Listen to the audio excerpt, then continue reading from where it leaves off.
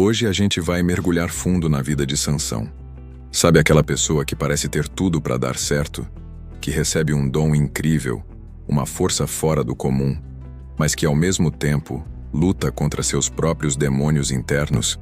Pois é, Sansão é bem esse tipo de personagem. A história dele não é só sobre músculos e feitos heróicos, tipo arrancar portões de cidade ou lutar contra um leão de mãos vazias. É muito mais do que isso. É um espelho onde a gente pode ver um pouco da nossa própria complexidade, essa mistura de força e fraqueza que todo mundo carrega. Já parou para pensar no que é força de verdade? É só levantar peso? Aguentar o tranco físico? Ou tem a ver com uma parada mais interna, uma força de caráter, uma resiliência que vai além do corpo?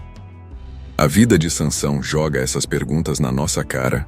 Ele foi um cara escolhido por Deus, com um potencial gigantesco, especialmente num momento em que seu povo precisava desesperadamente de um líder, de um herói. Mas ao mesmo tempo, a gente vai ver como as paixões, as escolhas erradas e a falta de atenção com o lado espiritual podem bagunçar até os planos mais incríveis. E o mais legal, ou talvez o mais doído de ver, é que essa história, mesmo sendo antiguíssima, tem tudo a ver com os nossos desafios de hoje. Sabe aquela luta para não cair em tentação, para encontrar um sentido maior na vida, para lidar com nossos próprios erros? Sansão viveu tudo isso de forma muito intensa. Então, se prepara, porque a gente não vai só relembrar uma história antiga. A ideia é que ela funcione como uma luz, ajudando a gente a sacar melhor nossas próprias batalhas, a identificar as ciladas que aparecem no nosso caminho, e quem sabe a entender um pouco mais sobre como, mesmo depois de grandes quedas, sempre pode haver um caminho para se reerguer para encontrar redenção. Então abre a mente e o coração, porque essas histórias antigas, quando a gente olha com atenção, têm um poder danado de ensinar e transformar a gente. Para a gente sacar bem quem foi Sansão e por que a vida dele foi tão marcante, precisamos dar um pulo lá atrás, numa época bem específica e, digamos, bastante caótica na história de Israel. O tempo dos juízes. Pensa assim, foi um período de transição meio bagunçado. O povo de Israel já tinha conquistado a terra prometida sob a liderança forte de Josué, mas ainda não tinha um rei, uma figura central que unisse todo mundo. Esse período durou uns 300, 400 anos, e a vibe era meio cada um por si. O livro de Juízes mesmo fala: naqueles dias não havia rei em Israel, cada um fazia o que achava certo. Imagina a confusão. Sem uma liderança firme, as 12 tribos viviam meio cada uma no seu canto. Rolavam umas tretas internas e o pior, a galera começava a se descuidar da fé, da aliança com Deus. Era fácil se deixar levar pelas crenças e costumes dos povos vizinhos, os cananeus, e acabar adorando outros deuses. Esse período dos juízes tinha um ciclo que se repetia direto, quase um looping de sofrimento. Primeiro, o povo se desviava de Deus e aprontava. Aí, como consequência, Deus permitia que eles fossem dominados por algum povo inimigo. Vinha o tempo da opressão, do aperto. No meio do sufoco, o povo se ligava, se arrependia e pedia socorro a Deus. E Deus, na sua misericórdia, levantava um juiz, um líder carismático, um libertador, que botava ordem na casa, liderava o povo na luta e trazia um tempo de paz. Só que aí o juiz morria, e a galera, com o tempo, começava a escorregar tudo de novo. Era um ciclo vicioso. Na época em que Sansão nasceu, os grandes vilões da história eram os filisteus. Esse pessoal, que muitos historiadores acreditam que veio dos chamados povos do mar, tinha se instalado na faixa costeira de Canaã, em cidades bem poderosas como Gaza, Asdod, Ascalon. E os caras tinham uma vantagem sinistra. Eles dominavam a tecnologia do ferro. Enquanto os israelitas ainda estavam mais na base do bronze, os filisteus já tinham espadas. E, principalmente, carros de guerra de ferro, que eram tipo os tanques de guerra da época, super eficientes nas planícies.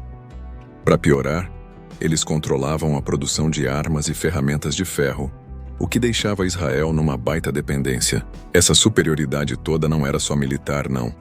Significava também que eles impunham sua cultura, sua economia E claro, seus deuses, tipo um tal de Dagon. A tribo de Dan, que era a tribo de Sansão, vivia numa área bem na fronteira com os filisteus, ou seja, sentia na pele essa pressão toda.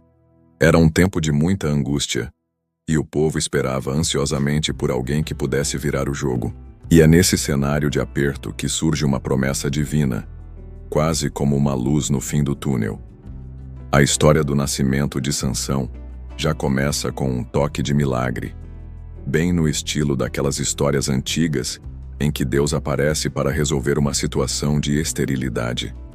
Um homem chamado Manoá da tribo de Dan e sua esposa que não podia ter filhos, o que na época era visto como uma grande tristeza, quase um sinal de que algo estava errado, receberam uma visita inesperada. O anjo do Senhor, que muitos entendem como uma manifestação do próprio Deus, ou um mensageiro celestial muito importante, apareceu para a esposa de Manoá. A notícia era de cair o queixo. Olha, você é estéril, nunca teve filhos, mas vai engravidar e ter um menino. E junto com a promessa, vieram instruções bem claras. Esse menino seria um nazireu de Deus, desde o nascimento até a morte. Isso significava que ele não poderia beber vinho nem qualquer bebida fermentada, não poderia comer nada considerado impuro e, o mais famoso, não poderia cortar o cabelo. Esse filho, disse o anjo, começaria a livrar Israel do poder dos filisteus. A mulher, claro, ficou super impressionada e correu para contar para o marido. Manoá então fez uma oração, pedindo que Deus mandasse o anjo de novo para eles saberem direitinho como criar o menino. Deus atendeu, e o anjo apareceu para os dois. Confirmou tudo, e quando Manoá ofereceu um sacrifício, o anjo subiu aos céus no meio das chamas, deixando claro que era mesmo alguém enviado por Deus. Manoá e a esposa ficaram cheios de temor e respeito, e o nome do menino foi Sansão, em hebraico, Shimshon. Alguns estudiosos dizem que esse nome pode ter a ver com Shemesh, que significa sol, como se fosse um brilho, uma força radiante que estava chegando. Esse tal de voto de Nazireu era um lance bem sério e cheio de significado em Israel. A palavra Nazir vem de uma raiz hebraica que quer dizer separar, consagrar, abster-se. Normalmente era uma escolha que a pessoa fazia por um tempo, se dedicando de um jeito especial a Deus. Mas com Sansão foi diferente. Ele foi consagrado por Deus antes mesmo de nascer, e essa consagração era para a vida toda. Tinha umas regras bem específicas. Primeiro, nada de vinho nem qualquer coisa que viesse da uva, nem mesmo uva fresca ou vinagre. Isso era para mostrar um distanciamento dos prazeres comuns do mundo, uma busca por uma alegria que viesse só de Deus. Segundo, e o mais conhecido no caso de Sansão, não podia cortar o cabelo. O cabelo comprido virava um sinal visível, público, de que aquela pessoa era consagrada. Não era que o cabelo tivesse um poder mágico tipo um amuleto, não. Era um símbolo da sua dedicação a Deus e da sua obediência. Era como um lembrete constante, para ele e para todo mundo, do seu compromisso sagrado. Terceiro, o nazireu não podia chegar perto de nenhum corpo morto nem de parente. Isso era para manter uma distância da impureza ritual ligada à morte, reforçando a ideia de santidade e vida que vinham de Deus. Então, ser nazireu era um chamado bem radical à santidade, uma vida separada para Deus, bem diferente de umas práticas de outros povos da época, que usavam álcool para entrar em transe ou tinham rituais de luto meio exagerados. A força de Sansão, então, não estava no cabelo em si, mas no Espírito do Senhor que vinha sobre ele quando ele estava firme nessa aliança de consagração. O cabelo era o sinal externo dessa conexão especial, e os sinais dessa força turbinada pelo Espírito de Deus não demoraram para aparecer. A Bíblia diz que o Espírito do Senhor começou a agir nele desde cedo. Ainda jovem, quando estava indo para Tina, uma cidade filisteia, para arranjar uma esposa que tinha chamado a atenção dele. E aqui já vemos um primeiro sinal da sua queda por mulheres estrangeiras, o que ia dar muito problema. Sansão deu de cara com um leão faminto que veio para cima dele. E aí, o Espírito do Senhor tomou conta de Sansão de um jeito tão poderoso que ele, só com as mãos, rasgou o leão no meio como se fosse um cabrito. Isso não foi só uma demonstração de força bruta, não. Foi um sinal da capacitação divina para a missão que ele tinha pela frente. Uma prévia de que ele conseguiria enfrentar os leões filisteus que oprimiam seu povo. Desse encontro com o leão, saiu aquele famoso enigma que Sansão propôs no seu casamento. Do que come saiu comida, e do forte saiu doçura. Só que os convidados filisteus, pressionados, só conseguiram resolver o enigma porque a noiva dele, depois de muita insistência, conseguiu arrancar a resposta dele e contou para eles. Sansão ficou furioso e, de novo cheio do espírito, foi até outra cidade filisteia, Ascalon, matou 30 homens e deu as roupas deles como prêmio para quem tinha resolvido o enigma. Esse episódio já mostra o quanto Sansão era complexo, super forte pela graça de Deus, mas também impulsivo, meio vingativo e muito vulnerável às manipulações femininas. A treta dele com os filisteus só aumentou. Quando o sogro dele o impediu de ver a esposa, dizendo que já a tinha dado a outro homem, Sansão resolveu se vingar de um jeito espetacular. Ele caçou 300 raposas, ou talvez chacais, como alguns estudiosos acreditam. Amarrou tochas nas caudas delas de 2 em 2 e as soltou no meio das plantações dos filisteus. O estrago foi imenso. Queimou o trigo que já estava colhido, as plantações de uva e as oliveiras. Um golpe econômico pesadíssimo. Os filisteus, claro, ficaram loucos da vida e se vingaram queimando a ex-esposa de Sansão e o pai dela. A resposta de Sansão? Mais violência. Ele fez uma grande matança entre eles, diz a Bíblia. Depois disso, ele se escondeu numa caverna. Os filisteus, então, foram com um exército para cima da tribo de Judá, exigindo que entregassem Sansão. O pessoal de Judá, com medo de represálias, foi até Sansão e o convenceu a se entregar. Amarrado com 2 cordas novinhas, ele foi levado aos filisteus, que já estavam comemorando.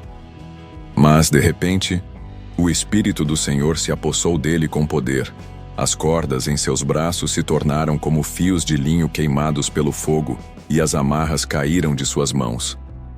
Ele achou uma queixada de jumento que estava por ali, um objeto totalmente improvável, mas que nas mãos de Deus vira arma, e com ela matou 1000 filisteus.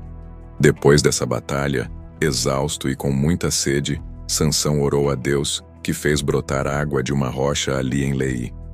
Sansão bebeu, recuperou as forças e chamou aquele lugar de En-Hakore, que significa a fonte daquele que clama.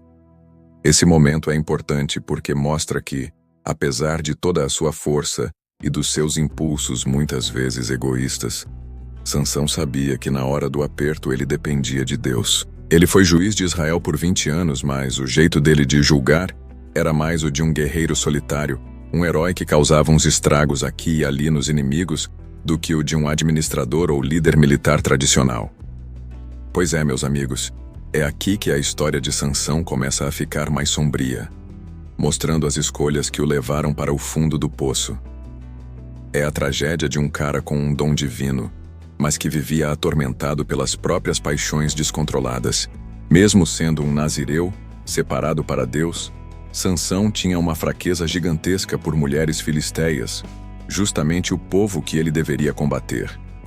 Essa atração pelo proibido, por aquelas que representavam o inimigo, seria sua perdição. E esse padrão se repete. Depois da confusão em Tímina, a Bíblia conta que Sansão foi para Gaza, outra cidade filisteia importante. Lá, ele se envolveu com uma prostituta. Os moradores de Gaza ficaram sabendo e armaram uma cilada para pegá-lo de manhã. Mas Sansão, no meio da noite, levantou, foi até o portão da cidade, arrancou os portões com trancas e tudo, colocou nos ombros e carregou até o alto de um monte perto de Hebrom. Imagina a cena? Os portões de uma cidade fortificada, que eram o símbolo da segurança dela, arrancados e levados como um troféu. Foi uma demonstração absurda de força física, uma humilhação total para os filisteus. Mas ao mesmo tempo, foi um ato de pura imprudência, resultado de uma noite de vacilo moral. Ele escapou da armadilha física, mas continuava preso aos seus próprios desejos. E então, pessoal, entra em cena a mulher que seria a chave da sua queda. Um nome que virou quase sinônimo de sedução e traição. Dalila. A Bíblia diz que, depois disso, ele se apaixonou por uma mulher do Vale de Sorek, chamada Dalila. O Vale de Sorek era uma área de fronteira, um lugar de encontro entre as culturas de Israel e da Filístia, o cenário perfeito para o tipo de enrascada que Dalila representaria. O nome Dalila, em hebraico, já dá uma pista. Pode significar aquela que enfraquece ou sedutora. Os chefões dos filisteus, desesperados para acabar com a ameaça de Sansão, viram na paixão dele por Dalila a chance perfeita. Chegaram nela com uma proposta irrecusável. Cada um deles daria a ela 1.100 moedas de prata, uma grana preta na época, se ela descobrisse o segredo da força de Sansão e como eles poderiam dominá-lo. A ambição falou mais alto, e ela topou a parada. Aí começa um dos dramas mais tensos e cheios de psicologia da Bíblia. Dalila, esperta como ela só, começou seu jogo de sedução. "Por favor, meu amor", ela deve ter dito com aquela voz doce e calculada. "Me conta qual é o segredo da sua força enorme e como alguém poderia te amarrar para te controlar." 3 vezes ela perguntou, e 3 vezes Sansão deu uma resposta falsa para ela. Primeiro, ele disse que se fosse amarrado com 7 cordas de arco novas, ainda úmidas, ficaria fraco como qualquer um. Os filisteus trouxeram as cordas. Dalila o amarrou enquanto ele dormia, e então gritou: "Os filisteus estão chegando, Sansão." Ele acordou e arrebentou as cordas como se fossem barbante queimado. Dalila, se fazendo de ofendida, acusou-o de estar brincando com ela. Na segunda tentativa, Sansão disse que se fosse amarrado com cordas novas, que nunca tivessem sido usadas, sua força sumiria. De novo, mesmo truque, e de novo Sansão arrebentou as cordas dos braços como se fossem nada. A pressão de Dalila aumentou. "Até agora você só mentiu para mim. Me conta de uma vez como alguém pode te amarrar." Na terceira vez, Sansão disse que se ela tecesse as 7 tranças do cabelo dele no tear, e as prendesse com um prego de tear na parede, ele ficaria fraco. Ela fez isso enquanto ele dormia, mas quando ele acordou, arrancou o prego, o tear e tudo junto. A cada tentativa que dava errado, Dalila ficava mais irritada, mas também mais determinada.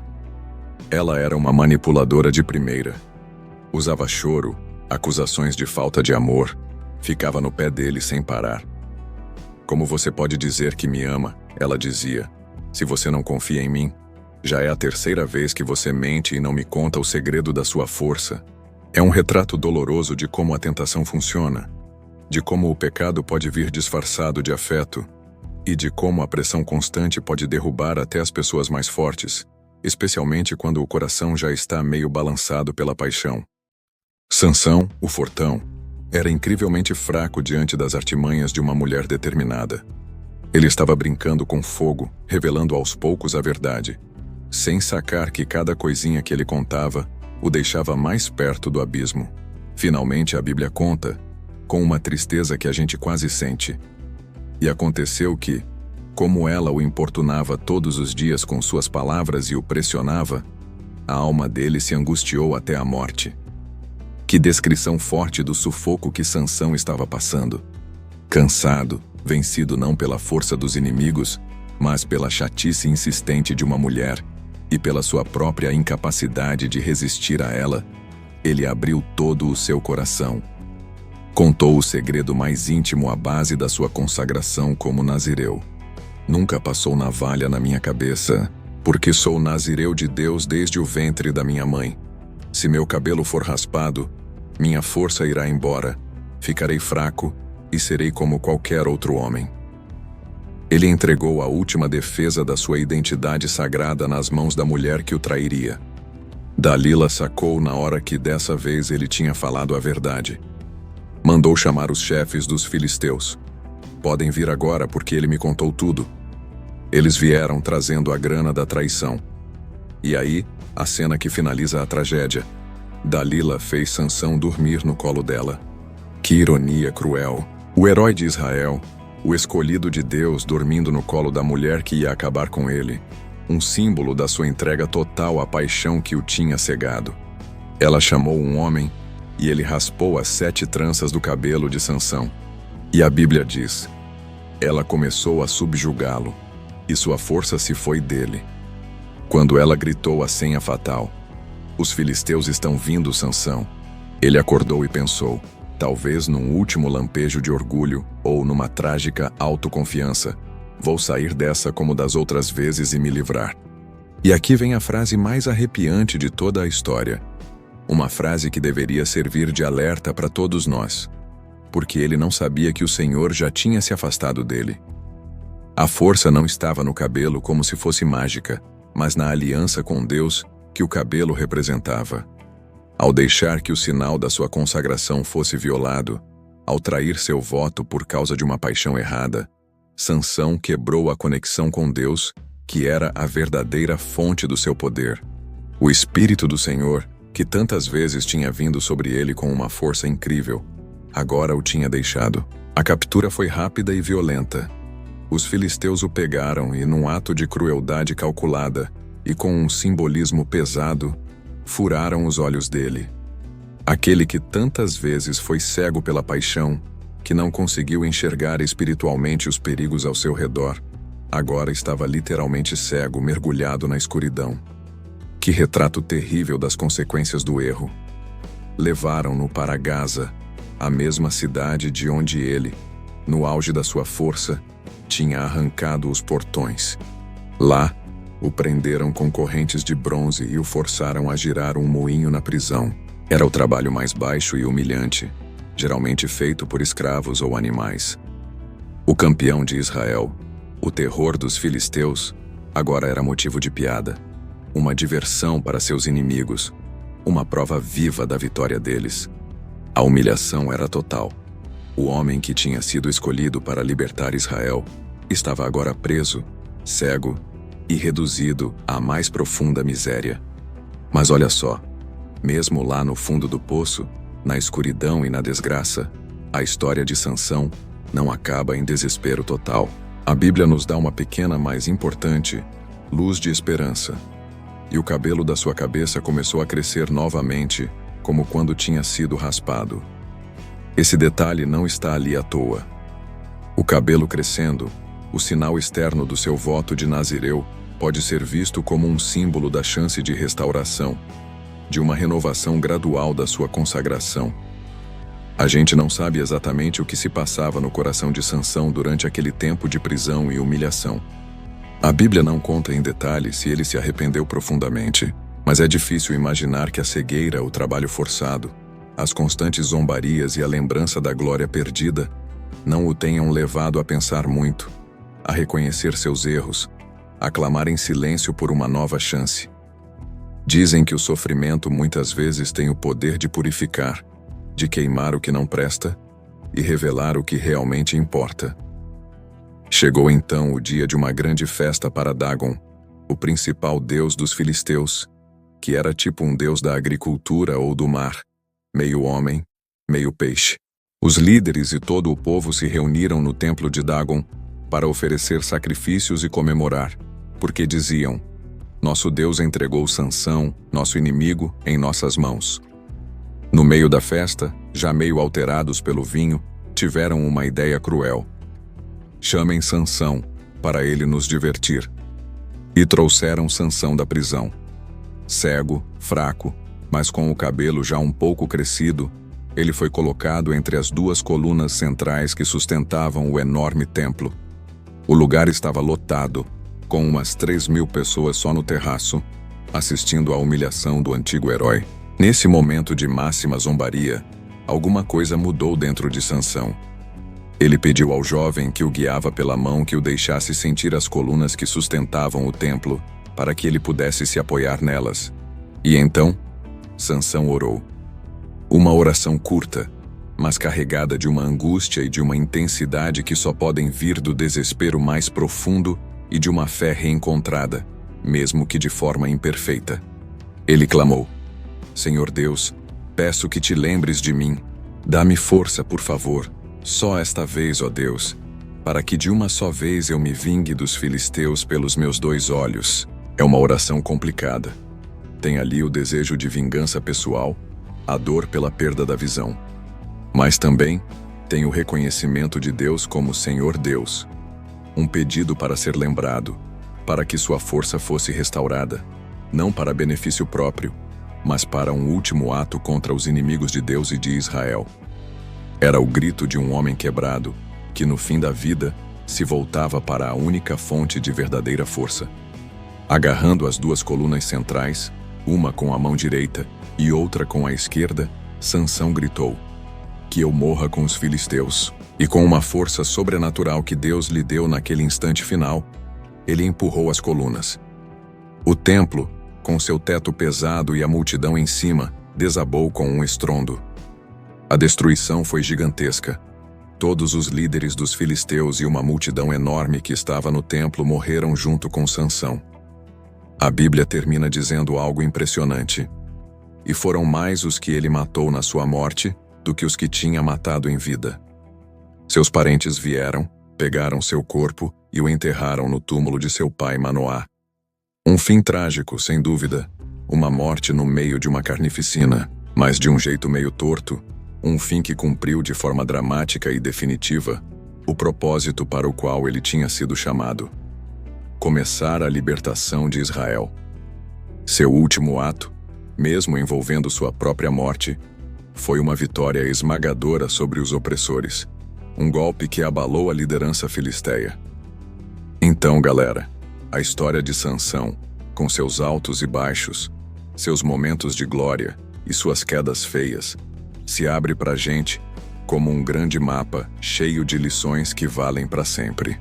É um lembrete sério de que mesmo os maiores dons de Deus e os chamados mais importantes não nos livram das nossas fraquezas humanas. A vida de Sansão é um exemplo forte do perigo que é subestimar as tentações que aparecem, especialmente aquelas que mexem com nossos desejos mais profundos, com nossas paixões mais fortes. Ele nos ensina, de um jeito bem direto, sobre a importância de ficar esperto espiritualmente, de ter integridade no coração e de manter nosso compromisso com Deus, não só por causa de símbolos externos, mas pela sinceridade e obediência que vem de um coração entregue. As consequências de brincar com o pecado, de dar pouca importância aos votos feitos a Deus, ficam bem claras na queda e no sofrimento dele. Mas, e isso é super importante, a história de Sansão não é só sobre fracasso. Mesmo na pior fase dele, mesmo no seu fim violento, a gente consegue ver uns fios de ouro da imensa misericórdia de Deus. O último ato dele, mesmo com aquele desejo de vingança, veio depois de uma oração, um pedido a Deus, e Deus ouviu. Deus deu a ele força uma última vez. Isso mostra que não existe buraco tão fundo que a graça de Deus não possa alcançar, se houver um coração que, mesmo tarde, se volta para o arrependimento e reconhece quem Deus é. Sansão, com toda a sua complicação, é citado lá no Novo Testamento, na carta aos Hebreus, como um dos heróis da fé, um daqueles que pela fé conquistaram reinos, praticaram a justiça, alcançaram promessas. Isso quer dizer que, apesar de todos os seus erros, o que ele fez no final contou a seu favor. Que a gente possa então aprender com essa vida tão cheia de contrastes de Sansão. Que a gente seja rápido em reconhecer nossos próprios pontos fracos, as dalilas que podem tentar nos seduzir e nos tirar do caminho certo. Que a gente possa controlar nossas paixões, para que elas não virem correntes que nos prendem. E, acima de tudo, que a gente busque a verdadeira força, não nos nossos próprios talentos ou capacidades, mas numa conexão viva, honesta e obediente com Deus. Porque, como o apóstolo Paulo diria muitos anos depois, é na nossa fraqueza, quando a gente a reconhece com humildade e a entrega nas mãos de Deus, que o poder dele se manifesta com força total na gente. Que a paz, a sabedoria que vem lá de cima e a força que só o Espírito Santo pode dar, estejam com cada um de vocês, hoje e sempre. Amém.